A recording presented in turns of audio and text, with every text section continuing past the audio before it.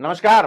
मैं हूं प्रदीप। आप थिंक 360 देख रहे हैं। देश के गृह मंत्री अमित शाह ने राजस्थान में कांग्रेस के खिलाफ प्रभावी मोर्चा खोलने की कोशिश की है और जोधपुर में शक्ति केंद्रों की बैठक में संबोधित करते हुए उन्होंने निशाने साधे अशोक गहलोत पे। अशोक गहलोत पे सीधा निशाना साधते हुए उन्होंने कहा कि अशोक गहलोत जी, बेटे को जिताने से फ्री हो जाओ तो फिर मुद्दों की बात करते हैं।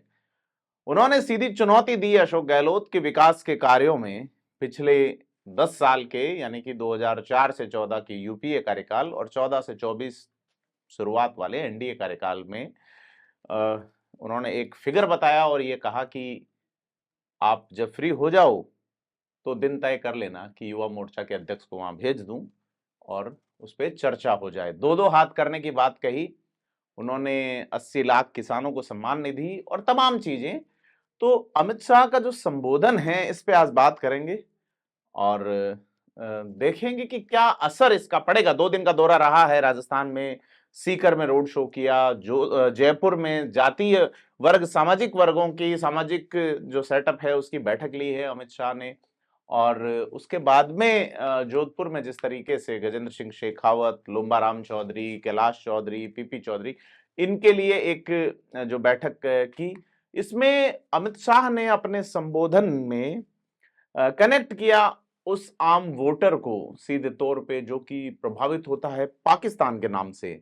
तो पाकिस्तान द्वारा आतंकवादी हमलों में उरी और पठानकोट का उल्लेख किया, पुलवामा का उल्लेख किया और कहा आलिया मालिया जमालिया पहले कोई भी अटैक कर देता था।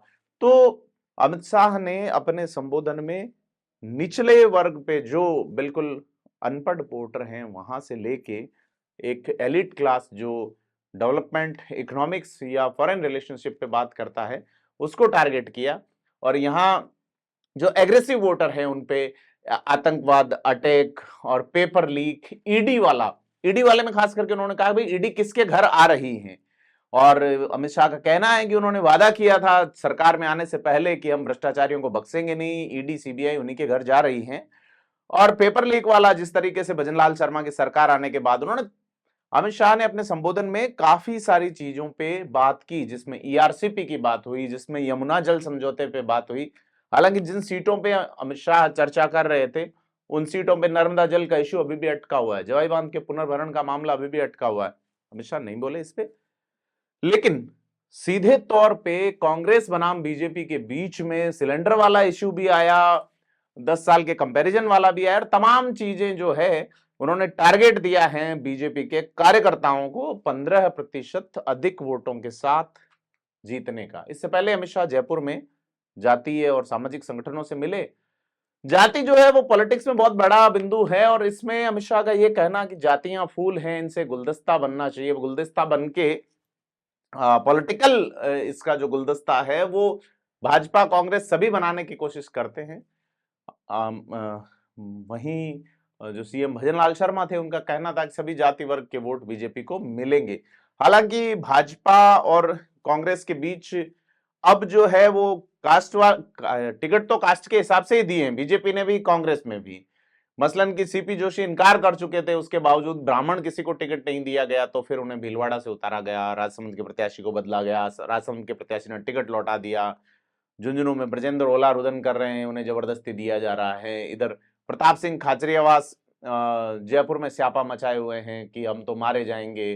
तो कांग्रेस की स्थिति, उस पर बड़ा सवाल उठता है कि लड़ने के लिए जा रहे हैं और उससे पहले जिस तरह का जो मोरल, जिस तरह का हाई नजर नहीं आया, हाउ दो जोश, तो पूछा जा रहा है कि मारे जाएंगे लेकिन ये होगा, लोकतंत्र बचाइए। लोकतंत्र बचाने वाली बात अमित शाह ने भी कही।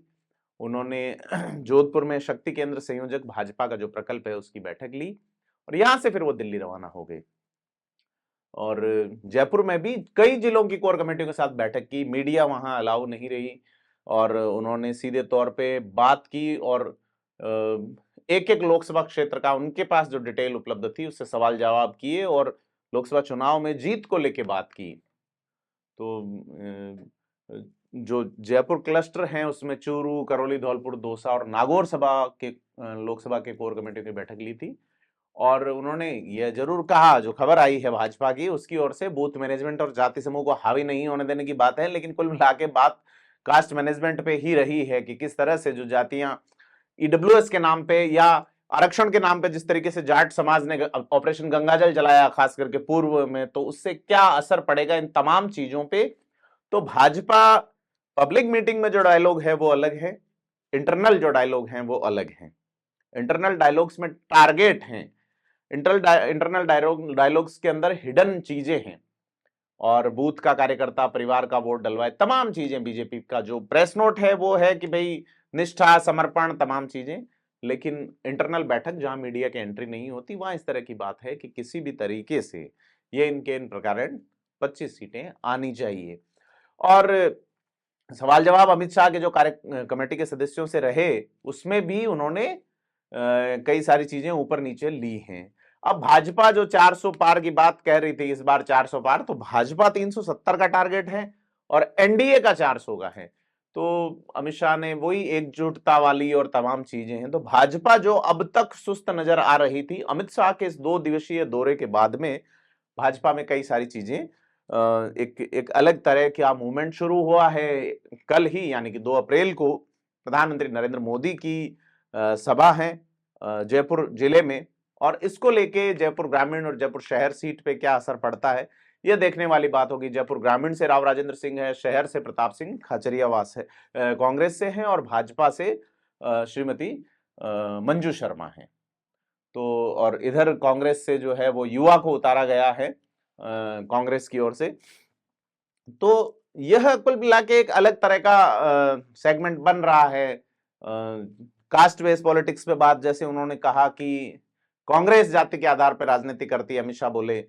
और उन्होंने ये भी कहा कि कांग्रेस ने समाज को बांट के भ्रष्टाचार, जातिवाद, परिवारवाद और आतंकवाद पैदा किया। तो तमाम चीजें जो है वो कुल मिला के अमित शाह के दौरे के बाद अब बदल रही हैं।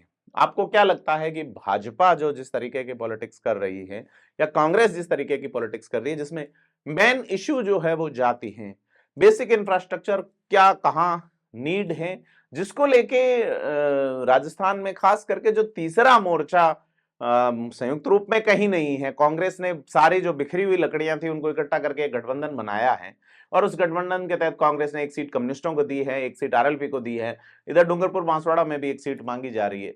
इसके अलावा जिस तरह की चुनौती राजकुमार रोत दे रहे हैं, जिस तरह की चुनौती रविंद्र भाटी दे रहे हैं, 2 सीटों पे उम्मीद जगती है कि यहाँ रिजल्ट बदल सकते हैं, ये लोग जीत सकते हैं या हरा सकते हैं।